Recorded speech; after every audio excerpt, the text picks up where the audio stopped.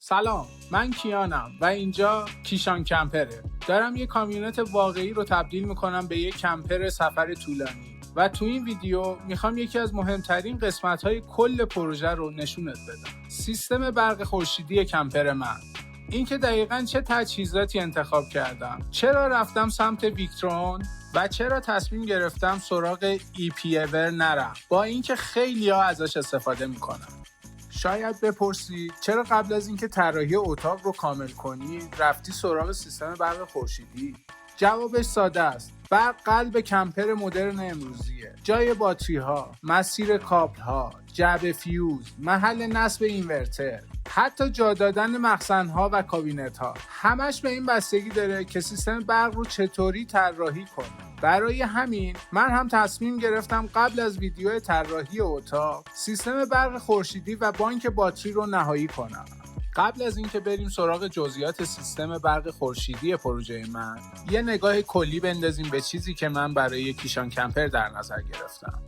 روی سقف 4 تا پنل 200 واتی جمعاً 800 وات، کنترل شارژ قلب سیستم خورشیدی، ویکترون اسمارت سولار MPPT 150، 4 تا باتری 12 ولت 200 آمپر در مجموع حدود 800 ساعت آمپر، اینورتر شارژ 3000 وات خالص سینوسی 12 ولت، شارژر DC به DC 24 ولت 12 ولت برای شارژ از دینام کامیونت، اسمارت شانت برای مدیریت و ایمنی، سربو GX و تاچ 50 برای مانیتورینگ کامل برق و حتی مخازن آب، یک ورودی AC برای اتصال به برق شهر. حالا بریم از خورشید شروع کنیم و تا آخر مسیر برق جلو بریم.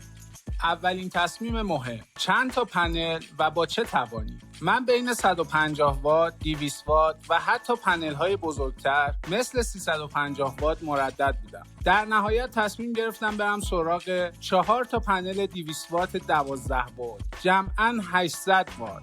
چرا؟ چون هر چقدر تعداد پنل ها کمتر، سیمکشی ساده تر. اندازشون از پنل های 350 وات کوچیک‌تره. یعنی روی سقف آزادی بیشتری دارم برای فن سقفی، شاید کولر، باربند و مهمتر از همه با 800 وات پنل خورشیدی یه اوورسایز ملایم و دوست داشتنی دارم برای کنترل شارژر 150. از نظر آرایش سیمکشی هم 2 تا پنل رو سری میکنم، ولتاژ حدوداً 36 ولت. 2 رشته سری رو با هم موازی میکنم، جریان حدود 22 آمپر. به این میگن 2 تا سری 2 تا موازی. این آرایش برای کابل کشی، افت ولتاژ و کارایی کنترل شارژر 100 ولت 50 آمپر ویکترون فوق‌العاده است.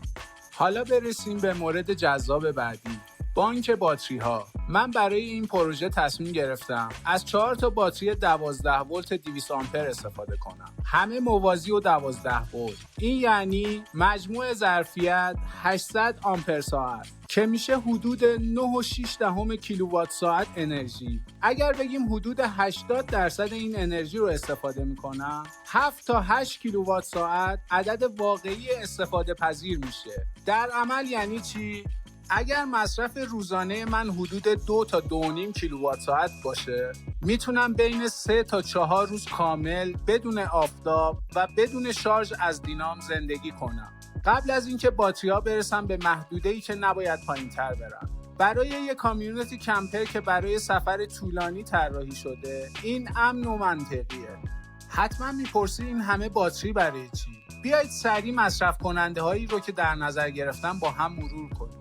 مصرف کننده های DC 12 ولت من، یخچال 12 ولت، چراغ های 12 ولت، پمپ آب 12 ولت، پمپ و خردکن سرویس 12 ولت، برق 12 ولت برای کامبی دیزل، چند تا سوکت شارژر 12 ولت کنار تخت و نشیمن.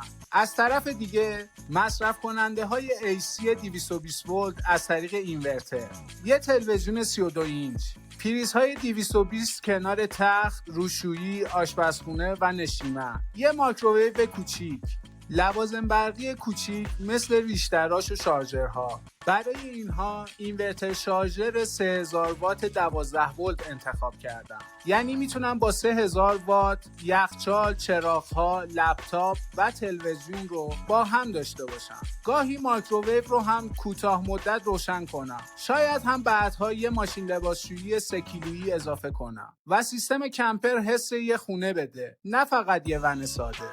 حالا برسیم به سوالی که شاید خیلی‌ها ازم بپرسن. چرا رفتی سراغ ویکترون؟ چرا مثلا یه دستگاه اولینوان از EPAWare نگرفتی که هم اینورتر باشه، هم شارژر، هم کنترل شارژر؟ من خودم خیلی جدی بین این دو مسیر شک داشتم. مسیر اول ویکترون، ماژولار و حرفه‌ای. مسیر دوم EPAWare، دستگاه یکپارچه اقتصادی تر. اما چند تا دلیل اصلی داشت که من رو برد سمت ویکترون. حواست باشه این ویدیو اصلاً اسپانسر این دو برند محبوب نیست. EPAWare برای خیلی جاها انتخاب بدی نیست. فقط من برای پروژه خودم این تصمیم رو گرفتم. دلیل اول، یک پارچگی کامل سیستم. من فقط یک کنترل شارژر نمیخواستم. میخواستم کنترل شارژر، اینورتر شارژر، کنترل شارژر از دینام یا همون DC به DC، اسمارت شانت، مدیریت باتری، مانیتورینگ مخزن‌های آب، همه روی یه مغز مرکزی یعنی سربو GX جمع بشن و روی تاچ 50 و اپ یه تصویر واحد ببینم. اینجا اکوسیستم ویکترون واقعا دست بالا رو داشت.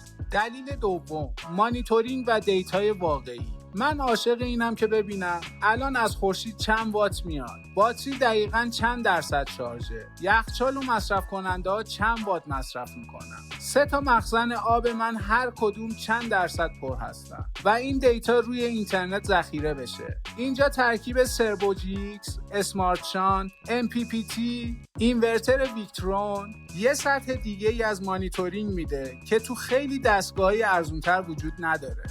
دلیل سوم، انعطاف و آینده نگری. اگر یک روز با سیستم ماژولار ویکترون پنل اضافه کنم، باتری عوض کنم، برم روی 24 ولت یا حتی اینورتر رو ارتقا بدم، لازم نیست کل سیستم رو عوض کنم. فقط همون ماژول رو تغییر میدم. دلیل چهارم، سازگاری با باتری لیتیوم و تنظیمات شارژ دقیق. برای 4 باتری بزرگ روی یک کمپر من میخواستم پروفایل شارژر خوبی برای باتری لیتیوم داشته باشم. ولتاژ شارژ، فلوت، محدودیت جریان و غیره همه دقیق تنظیم بشه. اینجا هم ویکترون برای من مطمئن‌تر بود. ولی عادلانه بگم، اگر بودجه محدودتر باشه، اگه نخوای سربو GX و مانیتورینگ خیلی پیشرفته داشته باشی و فقط یه سیستم ساده برای تعطیلات بخوای، EPAWare میتونه انتخاب منطقی و اقتصادی تری باشه. من فقط برای پروژه کیشان کمپر و چیزی که تو ذهنم هست رفتم سمت ویکترون. 2 مورد دیگه هم هست تو سیستم من که نمیتونستم نادیده بگیرم. شارژر اوریون 24 ولت به 12 ولت DC به DC. این قطعه از دینام کامیونت من با ولتاژ 24 ولت برق رو تبدیل میکنه به شارژ کنترل شده 12 ولت برای بانک باتری ها. یعنی چی؟ یعنی حتی اگر آفتاب نباشه، با 1-2 ساعت رانندگی میتونم بخش خوبی از باتری هام رو شارژ کنم بدون اینکه نگران خراب شدن دینام یا باتری اصلی ماشین باشم. مورد دوم، ورودی AC اینورتر شارژ. وقتی به کمپ سایت یا جایی برسم که برق شهری داره، کافیه کابل 220 رو بزنم به ورودی AC. اینورتر شارژر باتری ها رو با پروفایل درستشون شارژ میکنه و بقیه سیستم مثل یک موتورخونه کوچیک کار میکنه. مورد سوم، سربو GX و مخازن آب. سربو GX فقط برق رو مانیتور نمیکنه. من 3 تا مخزن آب هم دارم. آب تمیز، آب خاکستری و آب مشکی. روی هر مخزن یه سنسور سطح آب میذارم و سربو اینها رو تبدیل میکنه به درصد. این اطلاعات روی تاچ 50 داخل کمپر و روی اینترنت قابل دیدن هستن. این یعنی به جای اینکه وسط کویر بفهمم مخزن آبم تموم شده یا مخزن خاکستری لبریز شده، از قبل میدونم در چه وضعیتی هستم. پس اگر بخوام جمع‌بندی کنم، روی سقف 4 تا پنل 200 وات با آرایش 2 سری و 2 موازی دارم. جمعاً 800 وات.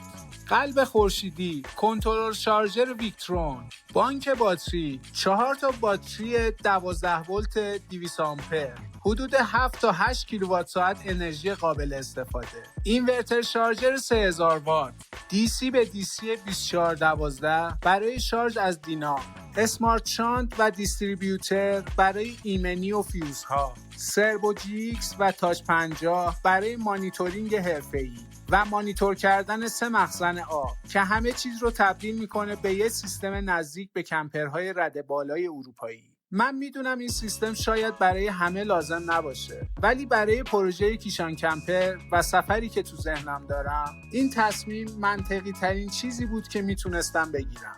اگر درباره هر کدوم از این قسمت‌ها سوال داشتی، از اینکه چرا 12 ولت انتخاب کردم تا اینکه دقیقاً چطور فیوزها رو میبندم، حتما توی کامنت‌ها بپرس. و اگر دوست داری از انتخاب شاسی تا طراحی اتاق، طراحی سیستم آب، طراحی سیستم برق، همه رو قدم به قدم دنبال کنی، کمک کن این پروژه رو ادامه بدم. سابسکرایب کن، ویدیو رو لایک کن و به دوستات که عاشق کمپر و برق خورشیدی هستن بفرست. من کیانم، اینجا کیشان کمپر، و تو ویدیوی بعدی میریم سراغ ادامه ساخت این کمپر.